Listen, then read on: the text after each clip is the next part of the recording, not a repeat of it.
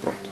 Sou Fábio Feldman, sou advogado, ambientalista há muitos anos, fui deputado constituinte, depois fui exercer mandato por 2 anos, fui secretário estadual do Meio Ambiente de São Paulo, fui militante de muitas ONGs, primeiro presidente da SOS Mata Atlântica, fui do board internacional do Greenpeace, enfim, sou uma pessoa que, quando me perguntam, eu me qualifico como ambientalista. O que é ambientalista? Uma pessoa preocupada com as futuras gerações e com o planeta.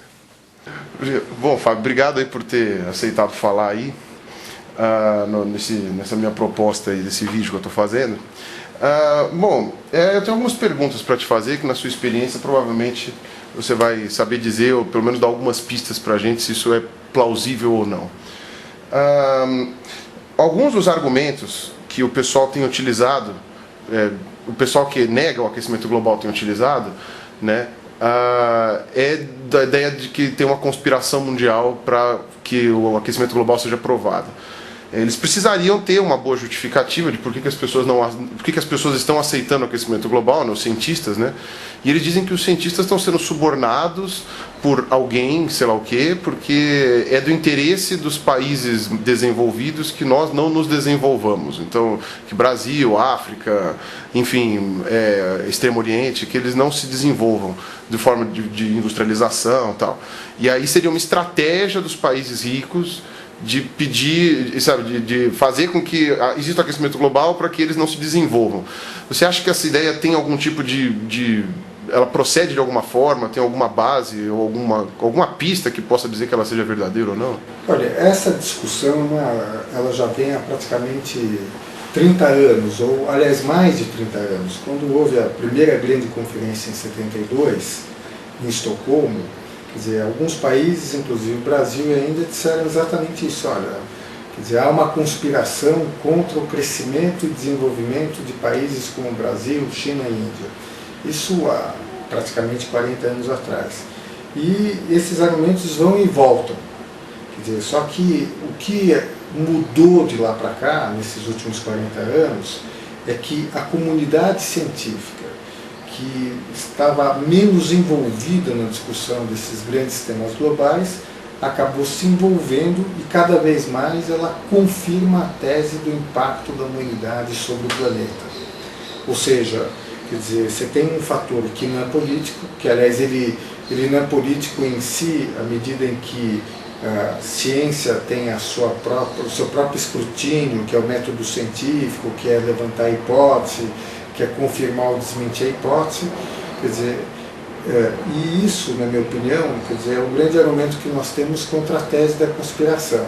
Quer dizer, é impossível, no mundo contemporâneo, alguém imaginar que vai poder convencer praticamente toda a comunidade científica do mundo, que envolve gente de países ricos e países pobres, a fazerem parte de um grande esquema de escamotear a verdade. Mas, enfim, quer dizer, a tese conspiracionista existe, mas eu, pessoalmente, acho que ela tende a cada vez mais mostrar a sua fragilidade, à medida em que ela não consegue ficar de pé. E assim, uma coisa que eu fico pensando você acha que tem algum governo de algum país, dos mais relevantes, né, talvez, que realmente ache que exista isso e que, graças a essa ideia conspiracionista, deixe de tomar as devidas providências ambientais? Não, eu acho que não. Quer dizer, mesmo governos, quer dizer, nós podemos citar país por país, mas vamos verificar, por exemplo, a China, que, enfim, sempre teve uma postura muito crítica em aceitar diminuir suas emissões. De alguns anos para cá, ela tem mudado, inclusive nas negociações internacionais, a sua posição, inclusive cada vez mais no sentido de aceitar que o problema é grave, que tem que se diminuir as emissões e, enfim, quer dizer, tomando as medidas no campo do que a gente chama de adaptação. Quer dizer, eu acredito que, inclusive, tem alguns elementos aí que são praticamente incontestáveis. Quais são? Primeiro, o degelo do Ártico e de parte da Antártida. Quer dizer, ele está lá, ele está ocorrendo, não é? Você não discute mais se ele existe ou não existe, é só ver as imagens do satélite e sobrevoar a região. acidificação dos oceanos. Também, quer dizer, os cientistas eles não estão, digamos assim, levantando hipóteses, eles estão registrando que os oceanos estão mais ácidos, enfim, quer dizer, os fatos todos militam para a existência da mudança do clima. Agora, quer dizer, não há um governo no mundo que alguma vez tenha questionado isso, inclusive nas negociações internacionais que acompanho há muitos anos, quer dizer, todos os governos aceitam a ideia de que nós estamos vivendo aquecimento global e em Copenhague, que foi uma reunião mais mal sucedida, a comunidade internacional acordou, olha, o limite aceitável de aumento de temperatura média é 2 graus Celsius. Hoje muita gente acredita que não é possível, que nós vamos de 2 a 6 graus Celsius. Mas, quer dizer, não é possível que se aceitar a tese da conspiração, porque não há um único país no mundo que vá numa reunião como essa e que diga, olha, eu não acredito em mudança do clima.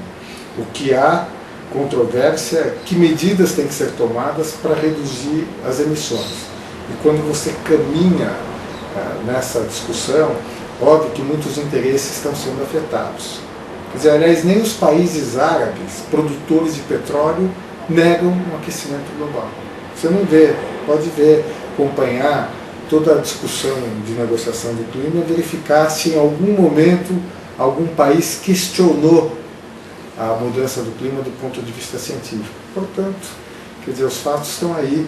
Quer dizer, o que há é que as pessoas, enfim, estão levantando essas teses, tentando desmentir o que a realidade está confirmando.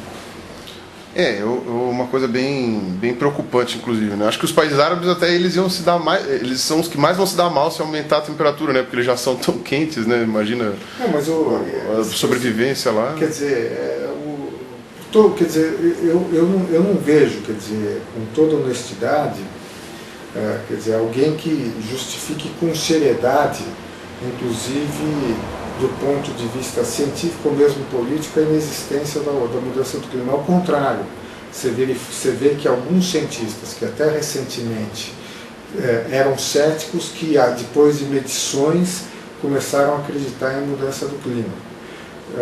Enfim, quer dizer, e aqueles que dizem que há uma conspiração, quer dizer, como seria essa conspiração? Quer dizer, quem teria a capacidade no mundo contemporâneo de convencer, primeiro, todos os países do mundo? Não consigo imaginar ninguém. Quer dizer, segundo, comprar, entre aspas, ou subornar os principais cientistas e as instituições científicas do mundo. Quer dizer, quem teria essa capacidade de fazer isso? Quer dizer, é praticamente impossível, até porque os céticos, muitas vezes, eles ignoram algumas coisas que são importantes para a opinião pública. Primeiro, o painel intergovernamental de mudança do clima, o IPCC, ele não produz ciência, ele compila a ciência do mundo, ele submete esses estudos, quer dizer, aos pares, os cientistas aos pares, e submetem também aos governos. Não sei se você sabe que o relatório final sucinto é submetido aos governos, que alteram inclusive as conclusões. Então, quer dizer, eu acho que a gente tem que entender que a tese da conspiratória, ela se insere um pouco na mesma lógica das outras teses conspiratórias, que dizem que não existe a AIDS, que dizem que o homem não chegou à Lua. Quer dizer, existem muitas teses, no Brasil nem tanto, mas fora do Brasil, especialmente nos Estados Unidos, muitas teses como essa, e seguem um pouco essa lógica, né? Que é uma lógica de pegar alguns fatos e a partir daí construir teorias, não é? Sobre esses fatos, em que essas pessoas teriam uma interpretação melhor do que a maioria da população e, portanto, eles identificariam as forças malignas que nós, mortais, não teríamos capacidade de verificar. Realmente fica uma coisa bem maluca mesmo. Já que você partiu para esse lado da questão dos governos, teve a Rio+20 esse ano, e eu ouvi algumas pessoas comentando, inclusive num artigo que saiu na FAPESP, dizendo que houveram muito poucos pontos com relação à mudança climática naquele documento final da Rio+20. Né? O que você acredita que seja o motivo disso daí, ou se realmente foi isso mesmo? Olha, quero insistir num ponto que, na minha opinião, talvez seja muito relevante para se compreender toda essa discussão. Eu insisto que o que tem mudado nos últimos 20 anos e nos últimos 40 anos é a percepção da comunidade científica do impacto da humanidade sobre o planeta. Quer dizer, eu acho que esse é um dado importante. Inclusive, eu quero dizer o seguinte, que a comunidade científica, até 2007, quando foi divulgado o último relatório do IPCC, eu diria que ela é um pouco até tímida em relação a reconhecer a mudança do clima. Quer dizer, um pouco até temerosa de fazer uma afirmação que pudesse, no tempo, ser desmentida. Então, o grande equívoco, na minha opinião, no documento final da Rio+20, é não ter colocado, na minha opinião, quer dizer, o problema do que a ciência está verificando. Quer dizer, qual é o problema? Olha, a humanidade está alterando o planeta e nós vamos tomar muito cuidado. Tanto isso é verdade que a palavra ciência saiu do documento final. Agora, a reunião Rio+20, na minha opinião, foi uma reunião muito mal sucedida. Quer dizer, uma reunião que provavelmente será esquecida daqui a alguns anos pela desimportância que ela adquiriu. E aí, na verdade, ela tem muitas falhas nesse documento final. Por exemplo, no draft 0, que era o primeiro rascunho, você tinha toda uma parte importante do texto dedicada à questão dos oceanos, que foi um dos temas mais ignorados nos últimos anos. E essa parte saiu do texto. Quer dizer, a parte de clima também não foi tão assinalada, porque a Conferência do Rio, tecnicamente, ela não poderia tratar de nenhum assunto que está sendo discutido no âmbito das convenções. Então, clima, biodiversidade, desertificação, em tese, não seriam discutidos, pelo menos com profundidade, na Rio+20. Porque todos os sistemas estão divididos ou discutidos em departamentos. Convenção de clima, convenção de biodiversidade. O que se esperava da conferência Rio+20 é discutir o tema da governança, ou seja, como que se dá a discussão na família das Nações Unidas da sinergia entre os vários temas. Quer dizer, como eu discuto mudança do clima no que ela afeta, por exemplo, biodiversidade. Como eu discuto oceanos e biodiversidade. Quer dizer, por quê? Porque em 92, quando se discutiu os acordos internacionais, mais especificamente mudança do clima e biodiversidade, quer dizer, não se discutiu ou não se criou uma instituição com capacidade de trabalhar na interface entre esses assuntos. Como durante muitos anos não se trabalhou, por exemplo, na interface entre camada de ozônio e substâncias que destroem camada de ozônio com mudança do clima. E qual foi o resultado? Quer dizer, as substâncias que substituíram aquelas que destruíram a camada de ozônio são potentíssimos gases de efeito estufa e não estão regulados pela convenção. Quer dizer, então, esse déficit de discutir a arquitetura onde as sinergias seriam trabalhadas, ele permaneceu apesar do esforço que se fez para que isso pudesse ser discutido com profundidade na Rio+20. Eu acho que eu entendi aí o ponto central aí, né? Porque a Rio+20 já meio que desviou pelos cantinhos aí para não abordar de maneira muito incisiva isso daí, porque justificou então que já estava sendo abordado em outros âmbitos. Mas uma coisa que eu acho curiosa, já que você citou a questão dos gases da camada de ozônio, que prejudicam a camada de ozônio, um dos argumentos que eles dizem, que os negadores dizem para a relação da camada de ozônio, é que o CFC nunca fez mal para a camada de ozônio e que isso foi uma questão de quebra de patentes, que a Dupont ela ia perder a patente, então ela começou a espalhar que o próprio produto dela fazia mal para que ela pudesse ter a licença para produzir um outro produto que também é à base de cloro, um monte de coisa assim, enfim. E Qual a lógica dessa argumentação? Quer dizer, mais uma vez, quer dizer, eu acho que os negacionistas, de certa maneira, eles desqualificam a ciência e a realidade. Quer dizer, quando surgiu a primeira imagem demonstrando o buraco da camada de ozônio, quer dizer, a questão foi uma constatação. Quer dizer, existe o buraco da camada de ozônio. Quer dizer, então, eu acho que esse dado é importante, porque até então não se tinha noção do impacto sobre o sistema do planeta. Depois, no primeiro momento, houve uma discussão de qual seria a causa da destruição da camada de ozônio, e houve uma discussão quase que de natureza científica que foi completamente superada. Hoje, quer dizer, inclusive aqueles cientistas que fizeram esses trabalhos acabaram recebendo o Prêmio Nobel de Química exatamente pela qualidade dos seus trabalhos, o Mário Molina e um outro cientista, Mário Molina, um mexicano. Sim. Então, eu acho que a dificuldade que a gente tem quando nós falamos com os negacionistas ou esses céticos é que, na verdade, eles não estão defendendo suas questões com base na ciência.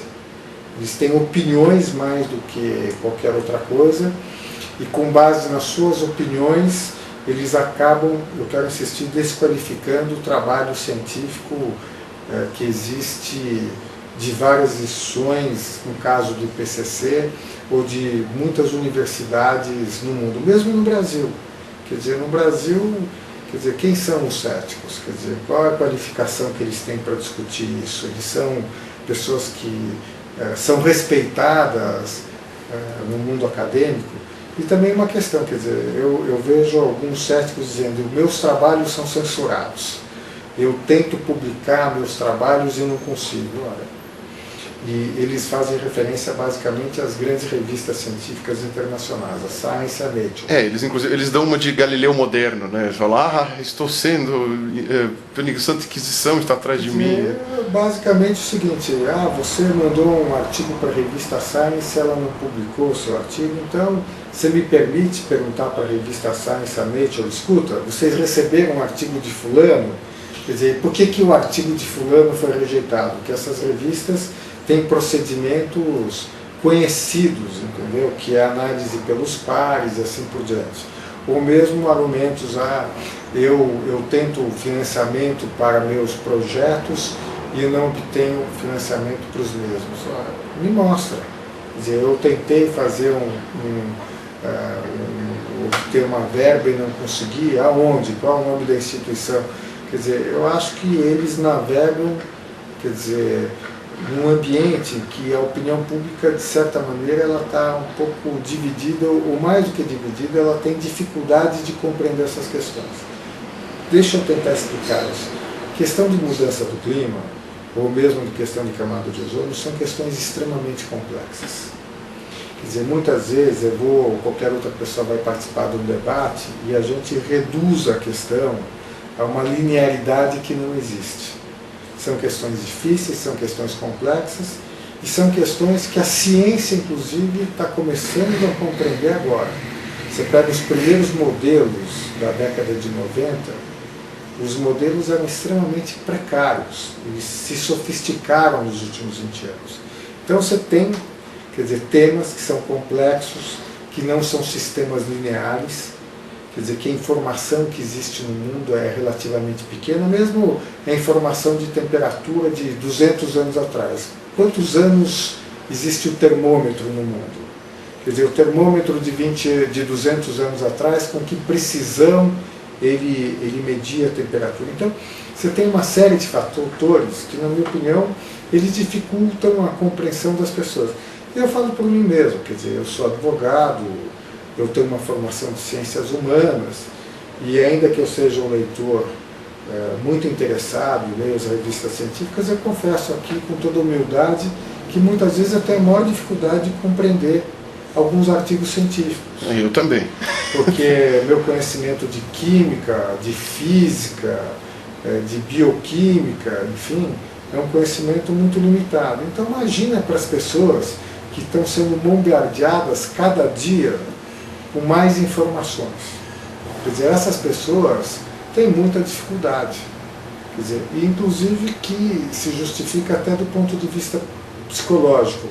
É mais fácil você dizer, não existe problema, que no momento que eu nego o problema, isso não exige de mim nenhuma atitude, do que dizer, temos um problema e temos que ver como vamos resolver. E no caso da mudança do clima, quer dizer, interesses muito claros são afetados. A começar pela indústria do petróleo. Quer dizer, quando você está dizendo, inclusive no Brasil, está dizendo, olha, turma, quer dizer, o petróleo é o principal causador do aquecimento global, temos que substituir o petróleo. Todos os interesses em torno do petróleo se sentem afetados, inclusive no Brasil. No Brasil a discussão se colocaria em nível do pré-sal. Tem sentido o Brasil continuar a investir no pré-sal, como ele está fazendo, se há uma perspectiva de se ter que substituir o combustível fóssil? No Brasil também é questão do desmatamento. Quer dizer, se a principal fonte de lançamento de gás de efeito estufa na atmosfera é o desmatamento, quer dizer, tudo que gera o desmatamento está sendo questionado. E no caso do Brasil, você pode ver que a tese conspiratória surge em relação à agricultura brasileira. Muita gente diz, na verdade o que está se querendo é criar dificuldades para a agricultura brasileira, porque como ela é muito eficiente, muito competente, então para impedir que ela continue se expandindo, estamos criando, na verdade, estamos diante de uma conspiração que visa prejudicar a agricultura brasileira. Aliás, isso está no relatório do deputado Aldo Rebelo, no primeiro relatório. Mais uma vez a tese da soberania. Tem outras teses também. Eu lembro que no Congresso Nacional, quando eu fui deputado, quer dizer, havia uma tese de um indivíduo da Escola Superior de Guerra que dizia que havia interesses dos antropólogos, indigenistas, ambientalistas e narcotraficantes contra a soberania brasileira. Todo mundo colocado no mesmo balaio. Quer dizer, então, no caso dos índios, porque haveria uma conspiração para mais tarde declarar o território Yanomami um território independente. Eu vi essa história. De quando você ouve essa teoria. No caso da agricultura, como eu estou dizendo, é só pegar alguns artigos aí, você vai ver, porque os interesses da soberania brasileira, tanto na questão do índio, quanto da agricultura brasileira. Enfim, quer dizer, acho que o que essas questões trazem é a necessidade de uma mudança de visão, de mentalidade, e com isso você tem uma resistência, na minha opinião, cultural, mas além dessa resistência cultural, todos aqueles interesses que, enfim, serão afetados à medida em que você vai ter que trabalhar com outros critérios, os critérios de sustentabilidade, que vão, digamos assim, rediscutir muito do que está existindo na nossa economia, na nossa agricultura, no Brasil e fora do Brasil. Agricultura, na indústria, enfim, muito do mundo que a gente vive. Bom, Fábio, tenho mais uma perguntinha para fazer. Numa palestra que eu vi sua há um tempo atrás no museu, você tinha comentado que o termo cético, para quem não acreditava no crescimento global, era um termo inadequado, né? Você podia explicar essa parte assim, que eu achei muito interessante. Não, porque, quer dizer, aliás, não sou eu que falo, muita gente fala disso, quer dizer, todo cientista é cético, porque ele levanta uma hipótese e ele, na verdade, tem que ter uma postura cética em relação à hipótese para confirmar ou desmentir essa hipótese. Portanto, quer dizer, eu acho que a expressão céticos para aqueles que negam o aquecimento global é muito inadequada. Acho que negacionista, como você usou, é muito melhor. E no caso, eu quero insistir, quer dizer, a ciência está cada dia mais convencida de que existe o aquecimento global. E você não vê por parte desses chamados negacionistas ou céticos, quer dizer, trabalhos científicos que confirmem o que eles estão dizendo. Se você acompanhar os relatórios do PCC, do primeiro relatório do PCC de 90 até o último relatório do PCC, você vai ver que com muita densidade a comunidade científica no mundo está dizendo, olha, as dúvidas que nós tínhamos se o aquecimento global tem origem na ação humana ou não, estão cada vez menores. E isso quer dizer o seguinte, Quer dizer, nós estamos cada vez mais convencidos que é a humanidade que está mudando o clima no planeta e está provocando o chamado aquecimento global. Agora, eu acho que um dos problemas que nós temos no Brasil é que muitas vezes você vê os negacionistas falando, não com base em trabalhos científicos que eles produziram, mas eles estão dando a sua opinião pessoal. A minha opinião é que gelo degela. Aliás, essa é de uma genialidade inacreditável, né? Quer dizer, na minha opinião, enfim, as coisas mudam, quer dizer, fala uma série de obviedades, não é isso? Quer dizer, e eu quero insistir, eu acho que, em última instância, eles estão desqualificando a ciência e a importância de a gente acreditar na ciência, que segue metodologia, que tem que ter um grau de objetividade e assim por diante. Eu acho que esse dado é muito grave, você falou naquela oportunidade que eu tive de falar com vocês, quer dizer, o risco do Brasil, no Brasil, é a gente importar discussões que normalmente elas não têm tido muito ibope, digamos assim. Quer dizer, na campanha eleitoral, na última, temas que nunca tiveram presentes na agenda política brasileira estiveram. A questão do aborto, da união de homossexuais, enfim. De um tempo para cá está surgindo a questão do aquecimento global. E como eu disse lá, daqui a pouco nós vamos estar discutindo no Brasil se nós devemos discutir a teoria da evolução, o evolucionismo ou o criacionismo. Então eu acho que inclusive a mídia tem um papel muito importante em relação a isso, para a gente não entrar em discussões que, na minha opinião, elas desviam, quer dizer, da necessidade da gente se basear ou influenciar a opinião pública com base no que é importante, que é a ciência, produzir ciência, divulgar a ciência, e não, na minha opinião, opiniões de pessoas que não têm qualificação para falar o que estão falando. Eu, por exemplo, vou te dar um exemplo recente. Semana passada me ligaram vários jornalistas se eu poderia discutir o Sandy, o furacão Sandy, e dizer que ele é resultado do aquecimento global. O que eu disse? Eu não tenho conhecimento. Eu não posso, eu não tenho background que me permita fazer esta afirmação de que o Sandy é responsabilidade do aquecimento global. Por quê? Porque eu não tenho informação suficiente para isso, ou essa informação não foi devidamente divulgada. Quer dizer, se eu fosse para dizer que era, eu acho que eu estaria contribuindo para a disseminação de ideias não confirmadas e comprovadas. Então acho que a gente tem que ter seriedade quando a gente está discutindo temas tão complexos como esse. Quer dizer, um pouco de ética é bom nesse tipo de debate e é importante, né? Especialmente para levar isso para o público, né? Não, especialmente para o público, porque o público tem realmente dificuldade. Se a gente que está na área tem dificuldades, cada dia mais se aprende com um estudo novo, um estudo recente, enfim, imagina um público que não acompanha a questão no detalhe como a gente faz. Quer dizer, então, acho que seriedade e ética, e também das instituições. Quer dizer, se fulaninho diz que ele é professor da USP, e enfim, para aquele que está assistindo a sua entrevista, dá a impressão que ele fala em nome da USP, cabe à Universidade de São Paulo colocar as questões, até porque ela está produzindo muita ciência sobre isso. Quer dizer, aqui no estado de São Paulo você tem todo um programa da FAPESP sobre mudança do clima. Então, o que eu acho que nós não podemos deixar, quer dizer, que posições, digamos assim, superficiais, opiniões, sirvam para influenciar a opinião pública em detrimento do que é importante, que é o que a ciência está apontando, inclusive em termos das ações que nós temos que tomar diante da urgência que os problemas estão trazendo para nós. Não, sim, eu realmente, na verdade, falar um pouco sobre isso me deixa às vezes um pouco pessimista, às vezes um pouco otimista, né? Isso é uma coisa que varia muito. Então, assim, não sei, aproveitando que a gente está nesse gancho aí, você teve uma certa experiência na Câmara dos Deputados, né? Eu tenho uma curiosidade.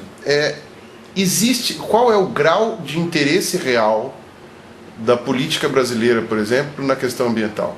Porque esse ano foi um ano que ambientalmente foi bastante conturbado, né? Você teve a nova aprovação do Código Florestal, você teve a aprovação da construção de Belo Monte, a aprovação parou, continua a obra, para de novo, né? Toda aquela coisa. Você teve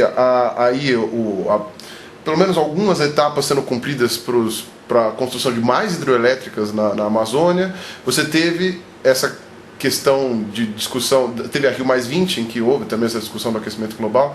Como é que você encara essa questão da política brasileira com relação ao meio ambiente? Olha, eu acredito que o grande desafio é como nós vamos colocar questões ambientais e questões que exigem uma visão de longo prazo na democracia e nos parlamentos. Por que eu estou colocando isso? Porque no Brasil e no mundo, e aqui talvez um bom exemplo é o que está ocorrendo nos Estados Unidos, né? Quer dizer, há muita dificuldade de fazer que a visão não seja uma visão num horizonte de tempo apenas eleitoral. 4 anos, 2 anos, quer dizer, nos Estados Unidos, para você ter como exemplo, o mandato parlamentar é de 2 anos. No Brasil é 4, lá de senador é 6, aqui é 8. Isso cria muita dificuldade em colocar os nossos temas, ou seja, prevalece os interesses de curtíssimo prazo, ainda que muitas vezes você reconheça que você tem que trabalhar no médio e longo prazo. Então, esse é um desafio muito grande e no Brasil, eu acho que isso fica muito evidente nos exemplos que você citou. Deixa eu falar um pouco do Código Florestal. Imagina você, quer dizer, o aquecimento global, ele afeta basicamente o ciclo hidrológico, ou seja, quer dizer, pode não chover em determinadas regiões em que é praticada a agricultura brasileira com muita eficiência hoje. Só que isso é uma perspectiva de médio e longo prazo, que eu posso dizer o seguinte, vai afetar o ciclo hidrológico daqui a 30, 40, 50 ou 60 anos. E é muito difícil você convencer, inclusive, quer dizer, aquelas pessoas que elas serão prejudicadas, os seus filhos serão prejudicados. Então essa visão de curto prazo, ela é muito difícil de ser superada. E nós estamos vendo isso na questão do Código Florestal brasileiro. Quer dizer, até porque existe um estudo feito pela Embrapa que mostra que, com exceção da cana-de-açúcar e da mandioca, praticamente todas as atividades agrícolas brasileiras serão dramaticamente afetadas pelo aquecimento global. Então, quer dizer, enfim, se aqueles que praticam essas atividades hoje tivessem uma visão de médio e longo prazo, talvez eles estariam do mesmo lado que a gente. Ou mesmo questões que são interessantes. Quer dizer, a Embrapa está estudando espécies do cerrado e da caatinga para ver se elas podem eventualmente adaptar geneticamente alguns desses genes para as atividades tipo soja e outras. Mas para isso eu preciso, em primeiro lugar, preservar e conservar a caatinga e o cerrado, que estão sendo praticamente devastados no Brasil, eliminados pelo agrobusiness. Então você veja que são muitas contradições. Agora, eu acredito que, quer dizer, existe esperança à medida em que as pessoas forem se convencendo no seu cotidiano, no seu dia a dia, que nós teremos que mudar o nosso estilo de vida, requestionar valores e que os governos têm a principal responsabilidade de liderar para essa transição. O que não é fácil, mas eu acho que, se você me perguntar de 30 anos para cá, houve muita mudança. Quer dizer, eu tenho uma experiência de vida em que eu fui advogado das vítimas da poluição de Cubatão, em que as crianças nasciam sem cérebro. Quer dizer, nós estamos falando de um patamar de consciência totalmente diferente. A questão é como nós vamos traduzir essa consciência em ações concretas e ações políticas muito concretas. E aí é a sociedade como um todo que tem que mudar, né? Tem que eleger pessoas mais comprometidas, quer dizer, e aí não só no Brasil. Nós estamos à véspera da eleição americana, você veja que, quer dizer, o Obama não foi brilhante nos nossos temas, mas se comparar Obama com Mitt Romney, Obama está anos-luz na frente. A gente corre o risco de ter um Mitt Romney com o Tea Party na presidência dos Estados Unidos. O pessoal disse que o George Bush, que ficou 8 anos no poder lá, ele declarou guerra ao meio ambiente, né? E declarou guerra à ciência. Né? Se você olhar, ele proibiu pesquisa com célula-tronco. O George W. Bush, o Bush filho, quando ele ganhou a eleição no ano 2000, e aliás, na eleição daquele ano, o tema do protocolo de Kyoto foi um tema que diferenciou Al Gore do Bush. E assim que ele assume, ele pede para a Academia de Ciências Americana para avaliar o relatório do IPCC da época. E é interessante porque a Academia de Ciências Americana confirma as principais conclusões do IPCC. Ou seja, quer dizer, ele estava em guerra com a ciência. Ele negou a evolução mais uma vez também, em público, né? Quer dizer, eu diria que há muito obscurantismo nessas posições. Quer dizer, e espero que esse obscurantismo não seja importado para o Brasil. Eu acho que de alguma forma ele vai acabar sendo. Não sei, eu acho que depende da gente. Quer dizer, eu gostei muito de ter ido lá naquele papo com vocês, porque você vê que as pessoas estão interessadas. O que eu acho que nós temos que compreender que nós estamos numa disputa de opinião pública. Que o outro lado está digamos assim, está tentando ocupar espaços na mídia e encontrando eco na mídia. E nós temos que estar lá, discutindo argumentos, desmentindo, quer dizer, teses que não existem, porque o problema é, às vezes se fala de teses que não existem. Quer dizer, então nós temos um papel aí, e aí a universidade tem um papel grande, a comunidade científica tem um papel grande de sair da Torre de Marfim e discutir para não permitir que a opinião pública seja, entre aspas, confundida como ela está sendo nos últimos tempos. Né? Porque não é um debate científico, né? É um debate de opinião pública, né? Porque dentro da ciência não há esse debate, né? Já foi superado. Já foi superado e acho que nós temos que lutar. Como eu disse para você, quer dizer, eu fiz uma carta a Ombudsman da Folha questionando o jornal, porque se alguém dá uma entrevista de praticamente página inteira fazendo algumas afirmações, o jornal tem que verificar se o que está sendo falado lá é verdadeiro ou não é verdadeiro. Quer dizer, eu sou censurado, me diga aonde você é censurado. Eu tenho artigos rejeitados. Aonde? Quais são as revistas? Quais são os critérios? Porque, senão, quer dizer, essas pessoas fazem aquele script de perseguição, de que realmente, como você mesmo disse, que eles são os novos galileus, que eles trazem novas visões científicas e são discriminados. Tenha paciência, né? E nós temos um papel, como você tem um papel importante, que é abrir o debate. Vamos discutir. A gente tem, aquilo que eu falei, na minha área a gente tem encarado muito essa questão do criacionismo, né? Que os cientistas criacionistas, entre aspas, né, dizem que nós não podemos publicar nada porque não deixam a gente publicar. É a mesma coisa, né? Não, é mesmo, o discurso é muito parecido, são paralelos. O dos negacionistas é muito parecido, né? Quer dizer, eles pegam um ou outro fato da realidade e a partir daí eles constroem toda uma teoria e teses em que na verdade se explicam por acesso a informações que eles têm e só eles têm que confirmam a conspiração. E que não pode divulgar porque é uma informação particular.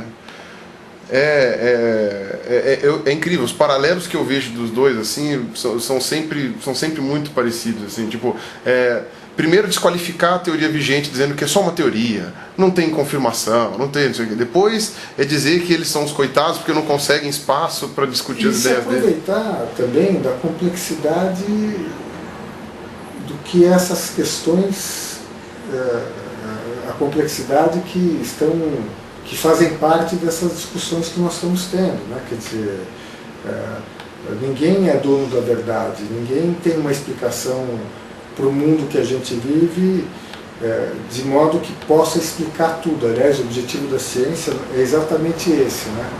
Então, eu acho que eles se aproveitam um pouco disso, quer dizer, de que, enfim, hoje, em relação à mudança do clima, aquecimento global, ninguém conhece exatamente como o clima do planeta se comporta, porque não há ciência acumulada suficiente para isso, né?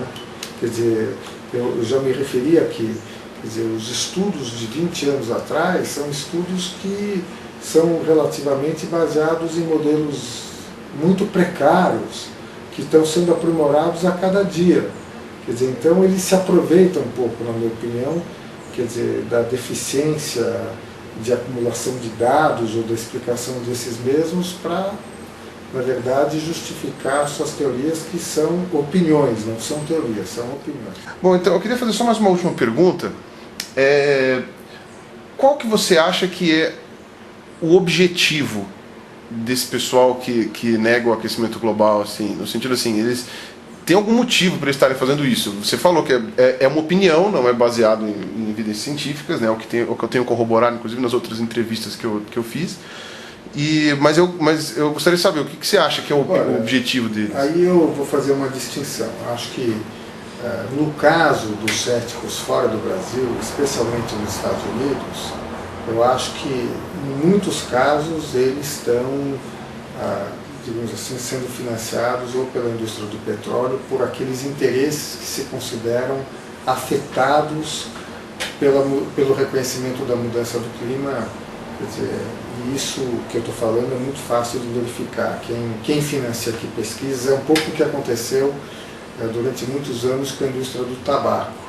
Quer dizer, a indústria do tabaco financiou anos a fio cientistas que diziam que o cigarro não fazia mal.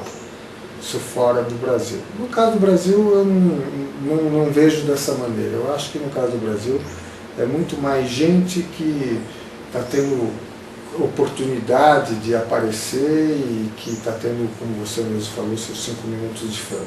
Não acho que é gente que é financiada por interesses no Brasil, até porque eles são, até hoje no Brasil, quer dizer, todos nós sabemos quem são os chamados céticos. Quer dizer, você não tem como fora do Brasil instituições de céticos, enfim. Então, eu acho que no Brasil, por isso que o número dos céticos é muito pouco relevante no Brasil, né? E você não vê um trabalho, você não vê um cético no Brasil, que seja uma pessoa que tem uma produção científica reconhecida. Nenhum. Quer dizer, dos que eu conheço, do que você conhece. Isso é diferente. Fora do Brasil, não. Fora do Brasil, eu acho que o jogo é muito mais pesado do que é no Brasil, quer dizer, especialmente nos Estados Unidos. Nos Estados Unidos, a disputa política em relação a esses temas é muito mais brutal do que é no Brasil.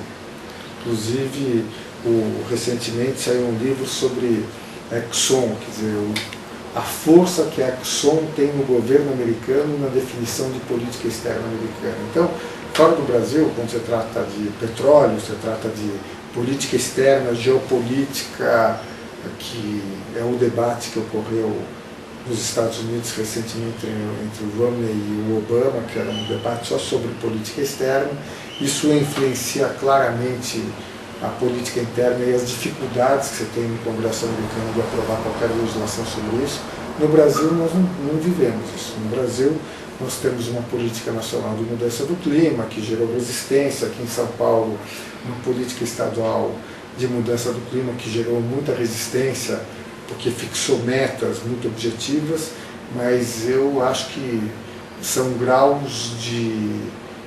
são contextos muito diferentes e graus de influência muito diferentes. Nos Estados Unidos, não. Nos Estados Unidos, a polêmica é muito pesada, os interesses estão ali colocados, enfim. Aqui no Brasil, não. Aqui no Brasil, isso que eu quero dizer, até aqui, quer dizer, os céticos são algumas poucas pessoas que estão conseguindo um espaço maior, mas que, na minha opinião, representam muito mais a si mesmos do que qualquer movimento, na minha opinião, mais organizado. Agora eu vou ter que fazer outra pergunta também, graças à sua resposta aí, porque dizer que, assim, que eu não sei como funciona isso daí, mas você não acha que se a gente assume que algumas empresas nos Estados Unidos, por exemplo, financiam pesquisas que neguem o aquecimento global, isso não permite que eles digam que também há dinheiro correndo para financiar as pesquisas que apoiam o aquecimento global? Não, eu acho que não, porque,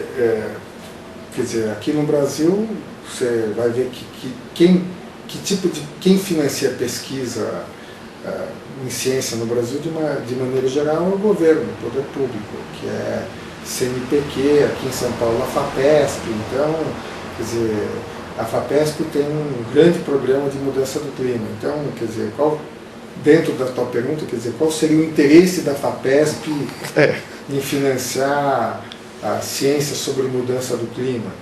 Quer dizer, é muito diferente aqui no Brasil, até porque você não tem muita ciência financiada pelo setor empresarial. Não tem muita ciência, quer dizer, financiada pelo setor empresarial. Já nos Estados Unidos é um pouco diferente, né? Mas, quer dizer, então você vai dizer, a FAPESP está financiando esses estudos de mudança do clima porque ela está sendo cooptada por quem? Né? Quer dizer, é desconhecer o básico do que é a FAPESP, que é uma instituição do governo de São Paulo, que tem um orçamento financiado por um fixo de ICMS, que tem uma governança interna, cujos trabalhos e programas passam pela revisão de pares. Quer dizer, por isso que eu digo, ser muito audacioso afirmar, por exemplo, que o programa da FAPESP está servindo a outros interesses. E não tem fundamento algum também, né?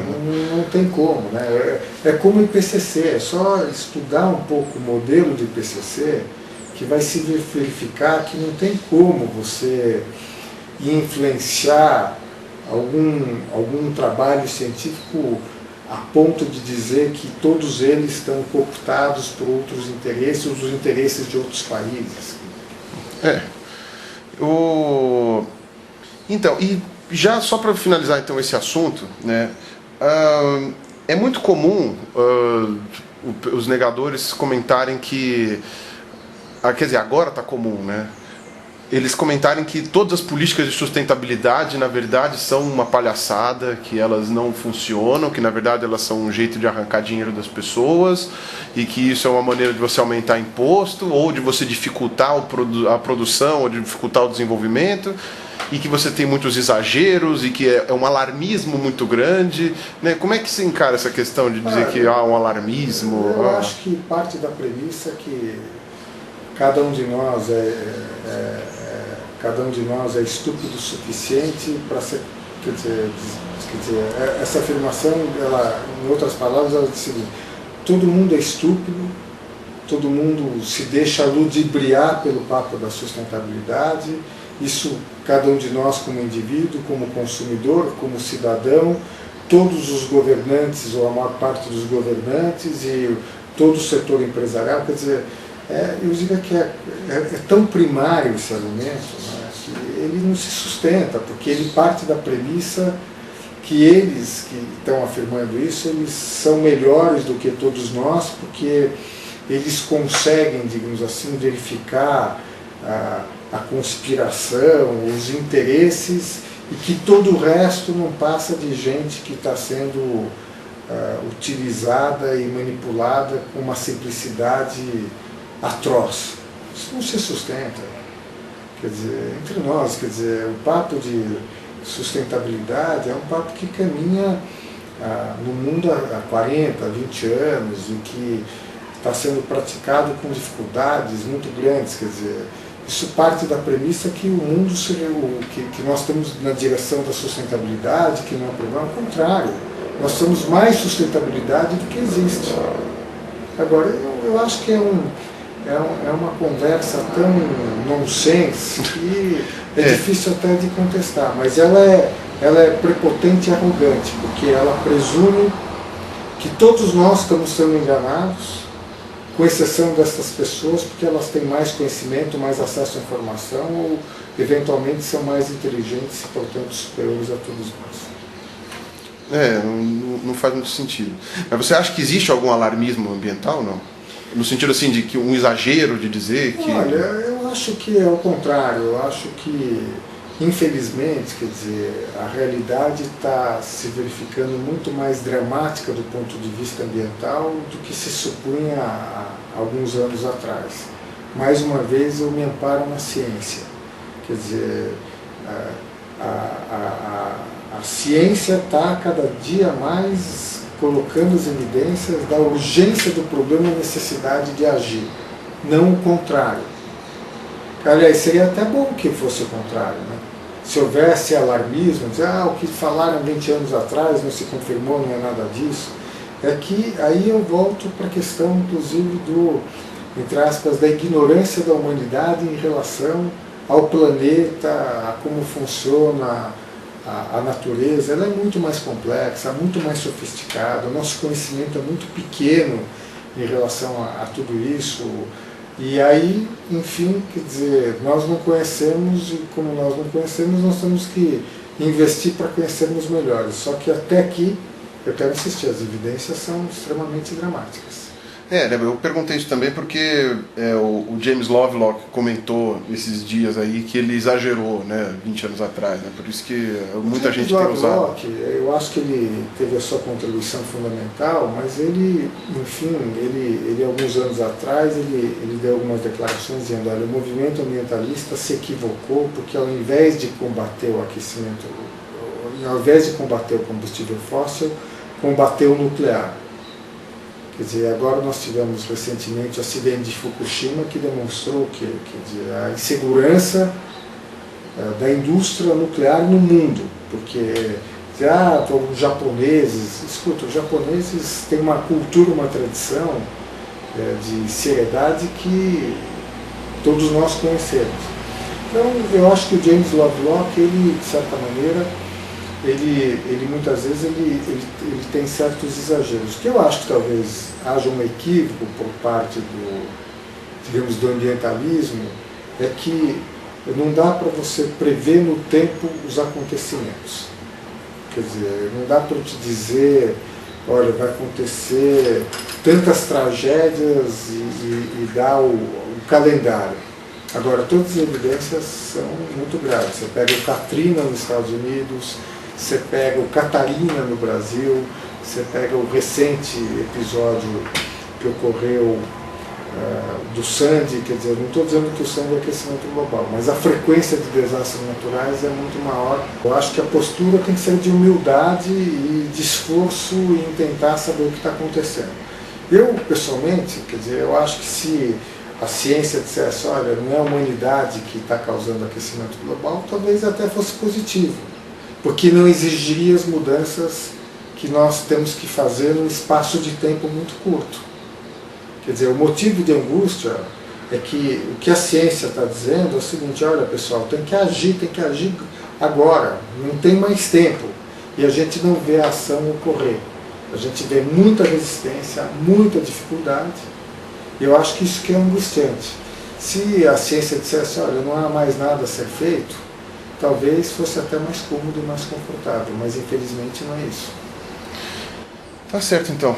Fábio, te agradeço muito. Se precisar aqui de livros, tal, você vê que tem aqui